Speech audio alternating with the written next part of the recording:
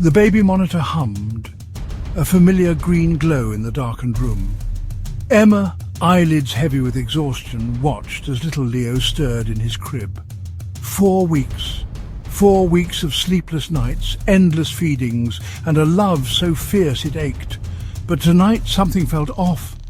A prickle of unease danced on her skin. Maybe it was the shadows stretching from the corner or the floorboards creaking in the silence. Emma leaned closer to the monitor, straining to hear over the static. A soft, rhythmic clicking reached her ears. Odd. She adjusted the volume, her heart thumping a frantic rhythm against her ribs. The clicking grew louder, accompanied by a low, guttural whisper. It wasn't English, but the malice in its tone was unmistakable. Fear, cold and sharp, shot through her. The next morning, bathed in the warm light streaming through the nursery window, the events of the previous night felt like a bad dream. Exhaustion, Emma reasoned. Sleep deprivation playing tricks on her already frayed nerves. But as she soothed Leo in her arms, the memory of the voice, the chilling whispers, sent a tremor through her. Her husband, Liam, dismissed her concerns. Probably just interference, Em. Don't worry yourself. His words were meant to comfort, but they did little to quell the unease that had taken root in her heart.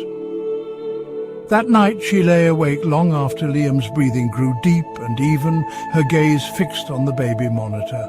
The silence remained unbroken, save for the soft sigh of Leo's slumber. Maybe Liam was right. 2 nights later the voice returned, louder this time, more insistent. Emma sat bolt upright in bed, heart pounding against her ribs like a trapped bird. The clicking, faster now, a maddening tattoo against the static, and the voice no longer a whisper but a raspy growl that sent chills down her spine. "He's not yours," it hissed. He never was. Panic seized her. This was no dream, no interference. Something was terribly wrong. She raced to the nursery, her breath catching in her throat.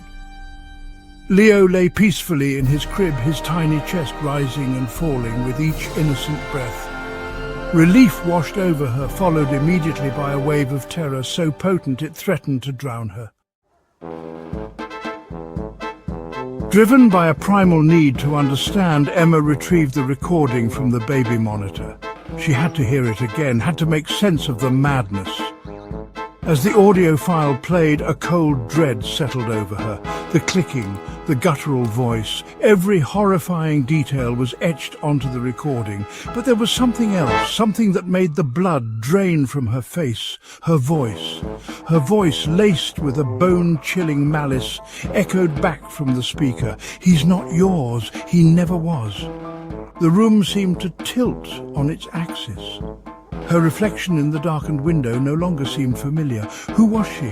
What had she become? The chilling truth whispered in the silence. Emma might be gone, replaced by something monstrous, something that